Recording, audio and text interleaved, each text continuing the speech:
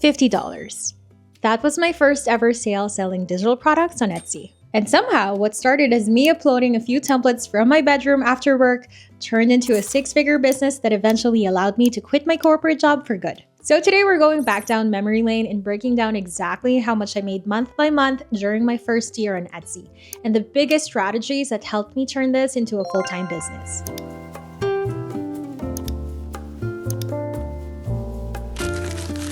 In my very first month selling digital products on Etsy, I made $582 in sales, which honestly was way more than I expected. You see, at the time, I genuinely had no idea if this was going to work or not, so even seeing those numbers during my first month already felt kind of crazy to me. The very first products I sold were Instagram templates. I've shared this before, but basically, I created 3 core designs and then turned those into different products. So I made an Instagram post template, an Instagram story template, and then a bundle that included both of those products plus Instagram highlights. That gave me a total of 9 listings during my launch. Then within the first 2 days, I got my first sale, which I still remember so clearly because someone bought 2 of my templates and the order came out to around $50. And after that, the sales just kind of slowly kept coming in from there. By the end of my first month, I had made 29 sales on Etsy. Now, one thing I do want to mention is that I did start Etsy ads right away. I always share this in my videos because I genuinely do think Etsy ads helped me a lot. During my first month, I spent $153 on Etsy ads, which comes down to around $5 a day. After fees and Etsy ads, my net profit was $365, which honestly, for my first month ever selling digital products online, I didn't think was too bad at all. Looking back now, after doing this business for many years, I also think my timing played a huge role in this. January is usually one of the busiest months for my shop every single year because it's the start of a new year. People are setting goals, starting businesses, rebranding, becoming content creators, and just overall trying new things, which usually means more people are buying templates and digital products. So I actually think launching my shop in January was kind of the perfect timing without me even realizing it at the time. And even now, if someone asked me what the best time to start selling digital products is, I would probably say January because people are naturally a lot more motivated during that season. Overall, this was the month that gave me the confidence to keep going because for the first time, I realized that making money online from digital products was actually possible. Now, looking back, one thing I really wish I started doing earlier was properly tracking my business finances from the beginning. Because when I first started selling on Etsy, I genuinely did not think this side hustle would grow into what it is now, so I kind of ignored the finances side of things at first, which I definitely regretted later on because untangling all my books afterwards was such a nightmare. Especially when tax season came around and I realized I actually needed proper bookkeeping for all of this. Definitely learned that the hard way. So if there's one thing I want you to take from this video, it's to stay on top of your business finances from the very beginning. One thing that genuinely helps me with that now is Xero, which is the accounting software my accountants and I have been using for years, and they're also sponsoring this portion of today's video. If you're not familiar with Xero, it's an all-in-one cloud-based accounting software designed for small businesses. One of my favorite things about it is that it automatically tracks things like income, expenses, tax obligations, cash flow, and profit all in one place. So instead of manually tracking your Etsy fees, ad spend, subscriptions, refunds, and all the other moving parts of your business through spreadsheets, Xero basically helps automate all of that for you and saves you so much time in the long run. And if you didn't know, Xero is actually Etsy's preferred accounting platform. If you go into your Etsy dashboard, Etsy literally recommends Xero there. You can automate the syncing of your Etsy sales, fees, and refunds directly into Xero, which makes everything so much easier to manage. So if you want to try Xero for yourself at the time of filming this video, they currently have a special offer where you can get 90% off for 6 months using my link below. Terms and conditions apply. By my second month on Etsy, my sales increased pretty significantly. So in February 2022, I made $2,513 in sales and had 66 orders. I was still selling the same products for my first month, but I also started experimenting with new products around this time. I remember creating business guides and just testing different ideas out. Now, one thing I found really interesting looking back at my numbers is that my Etsy ads budget was almost the exact same as my first month. In February, I spent $166 on Etsy ads, which really wasn't that much higher than January, but my sales increased a lot more. This was also the month I got my first offsite ad sale, which basically means someone found my product outside of Etsy through places like Pinterest or Google and ended up purchasing from there. I think this was the point where Etsy started understanding my products more and who to show them to. I really do think there's a snowball effect on Etsy once your products start getting clicks, favorites, reviews, and sales, because Etsy starts building more data around your listings and pushing them to the right audience. After fees and Etsy ads, my net profit for February was $2,100, which at the time genuinely just felt insane to me because what do you mean I made this from creating templates in my bedroom?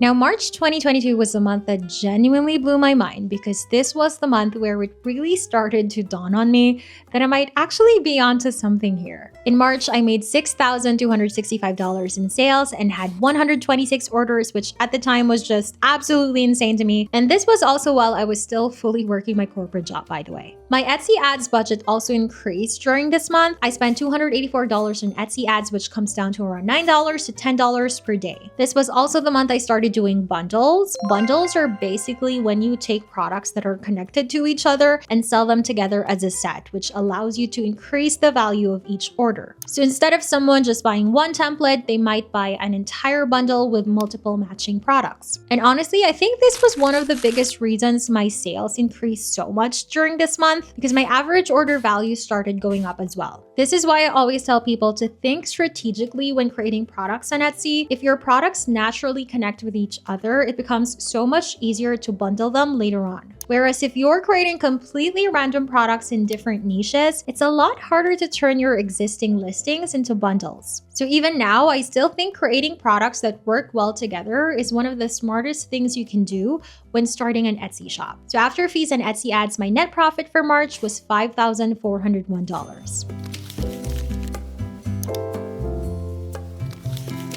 In April, I made $6,125 in sales and had 105 orders, which was almost the same as March. Now, this was the month where I seriously started thinking about maybe quitting my job because I genuinely thought March was maybe just a lucky month or a one-off thing. But when I saw that April was bringing in almost the same amount of sales, that was when it really started to click for me that this might actually be sustainable. Like if I was consistently making this amount every month, then realistically, this was already enough to support my lifestyle. My Etsy ads budget was also pretty much the same during this month, which is $320, so around $10 per day, and it was still bringing in really good results for me. At this point, once I discovered what products were selling well, I basically just kept building off of that and creating more variations to give customers different options. So instead of constantly trying completely new ideas, I mostly kept creating the same types of products, just in different designs and styles. This is a strategy I would highly recommend. Once you discover the types of products that are already selling well in your shop, you can just build off of that and create different variations. It's one of the easiest ways to grow your shop without constantly trying to come up with completely new product ideas. So after fees and Etsy ads, my net profit for April was $5,175. Now, I'm not gonna lie, May 2022 was a little disappointing for me because this was the first month where my sales started to drop. In May, I made $4,762 in sales with 79 orders. Now, in the grand scheme of things, that is still a lot of money from selling Canva templates online, so I honestly don't know why I was so sad about it at the time. I think it was mostly because I had just come from making over $6,000 consecutively for 2 months, so seeing my sales suddenly drop kind of scared me a little bit. But this actually taught me a really important lesson when it comes to running an online business, which is that your sales will fluctuate, and that is completely normal. You know, the more years I spent doing this business, the more I realized that every single month is different. Some months are amazing, some are slower, and that's just part of business in general. So if you ever experience a slower month in your own shop, don't immediately think your business is failing because fluctuations fluctuations are very, very normal. I also started noticing around this time that summer months tend to be slower for my business. So usually around May, June, July, and August, my sales tend to dip a little bit compared to the rest of the year. And my theory is that people are traveling more, going on vacation, spending less time online, and not necessarily thinking about buying templates or starting new projects. So this is also something to keep in mind if you're starting this business model, because seasonality definitely plays a role in digital products. During this month, I spent $339 on Etsy ads, which comes down to around $11 per day. And after fees and Etsy ads, my net profit for May was $3,904. So like what I mentioned before, summer months are usually slower, and that definitely reflected in my sales during June. In June 2022, I made $4,503 in sales with 71 orders. This was also the month where I started getting more customer service requests as my shop continued growing. It was actually the month where I had my first refund, which was for $35. And this taught me a really important lesson when it comes to running an Etsy shop. You know, at the beginning, whenever someone was unhappy with a product or bought the wrong thing, I used to get defensive about it. I would kind of just brush it off and think there was nothing I could do. But doing that usually just led to negative reviews on my shop. So around this time, I started changing the way I handled customer service because I realized risking a negative review over $35 just wasn't worth it. I basically made it a rule in my shop that if someone genuinely reached out unhappy with their order, I would just refund them. No questions asked. And surprisingly, a lot of those customers actually ended up leaving really nice reviews because of how the situation was handled. So I really think prioritizing customer service was one of the things that changed the trajectory of my shop long term, because I started consistently getting more 5-star reviews, which then helped me build more trust and more sales over time. As for Etsy ads, I spent $398 during this month, which comes down to around $13 per day. So as you can see, I slowly started increasing my Etsy ads budget over time, not aggressively, but enough to scale what was already working, because I could clearly see that the ads were still profitable for me. After fees, refunds, and Etsy ads, my net profit for June was $3,618.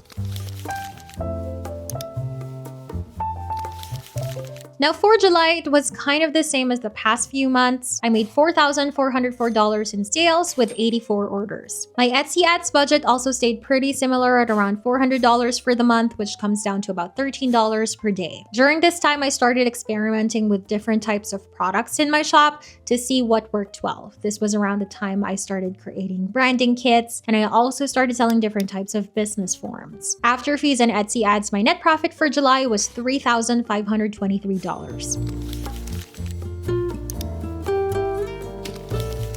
Now for August, there was a slight increase in my revenue again. I made $5,694 in sales with 123 orders. My Etsy ads budget stayed pretty much the same at $413 for the month. During this time, I wasn't adding a huge amount of new products either. My listings were still mostly the same as July, and after fees and Etsy ads, my net profit for August was $4,601.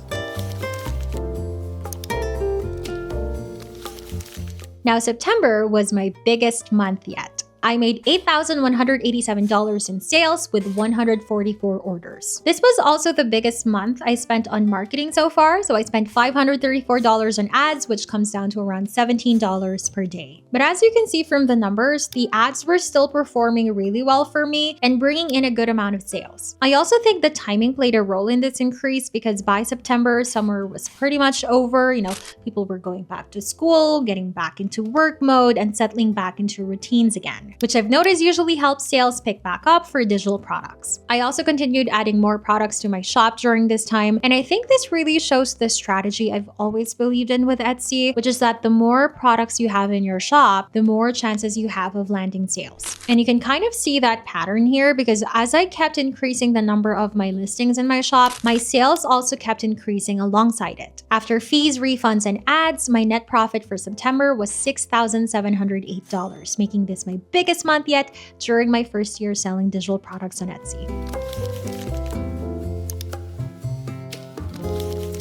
For October 2022, it wasn't as huge as September, but it was still a really great month. I made $7,732 in sales with 137 orders. One thing I found really interesting looking back at my numbers is that this was actually the month where I increased my Etsy ads budget the most so far. I spent $704 on ads, which comes down to around $23 per day, but despite spending more on ads compared to September, my sales were actually lower. And I think this is such an important thing to understand when it comes to Etsy ads, because a lot of people immediately assume that spending more money on ads will automatically equal more sales, and that's not always how it works. There are so many factors that affect your shop performance outside of ads alone. Things like seasonality, buyer behavior, competition, trends, and even just what people are interested in during certain times of the year all play a role in your sales. So one thing I've learned over the years is that you really can't judge your Etsy ads based on 1 month of data alone. If you increase your Etsy ads budget and don't immediately see a huge jump in sales, it doesn't automatically mean your ads are failing. A lot of the time, Etsy ads require patience and consistency before you can properly judge how they're performing long term. But overall, October was still a really solid month, and after fees and Etsy ads, my net profit came down to $6,116. In November, I made $8,689 in sales with 140 orders. My Etsy ads budget stayed relatively the same during this month at $730, so around $24 per day. Now, looking back at my strategy during this time, the main thing I consistently did throughout this entire year was just continuously adding more and more products to my shop. That was really my biggest strategy on Etsy. I truly believe that the more quality listings I had in my shop, the more opportunities I had to get discovered and make sales. And after fees and Etsy ads, my net profit for November was $6,946. Now, last but not the least, for December 2022, I made $6,633 in sales with 99 orders. So we still ended the year pretty strong. My Etsy ads budget was actually lower during this month at around $602. I believe this was around the time I started playing around more with my Etsy ads budget to really see how increasing or decreasing it would affect my sales. I honestly can't say for sure if that's the reason my sales were slightly lower compared to previous months, but it's definitely something I noticed while looking through this data. But overall, December was still a really good month, and honestly, I remember thinking at the time that sales would probably slow down a lot because people were busy buying Christmas gifts and spending money elsewhere instead of buying templates online. But clearly, I was proven wrong because the shop still performed really well during December. After fees and Etsy ads, my net profit for December was $5,262. And so in total, during my first year of selling digital products on Etsy, I made $66,244 in sales with 1,203 orders. Honestly, that was probably 10 times more than what I expected my shop to make during its first year, and I'm just super grateful that this little side hustle I started after work ended up becoming so life-changing for me. January 2023 was when I finally quit my corporate job and decided to go all in on Etsy because at this point, I finally had enough proof and enough data to show myself that this was actually a sustainable business model. I'm still doing this business to this day. We're now 4 years into this journey, and it's still one of the best decisions I've ever made for myself. So if you're watching this video thinking about starting your own digital product shop, I say just give it a shot because you genuinely never know where it could take you. I definitely did not expect this little side hustle to completely change my life the way it did, but I also would have never known that if I didn't try in the first place. The only way to truly know where something could take you is if you actually give yourself the chance to start. So if this is something you've been thinking about doing, this is me telling you to go for it. And genuinely, I wish you the best of luck on your journey. Thank you so much for hanging out with me today. If you haven't subscribed yet, please do. It really, really helps my channel. And I'll see you in the next video. Bye!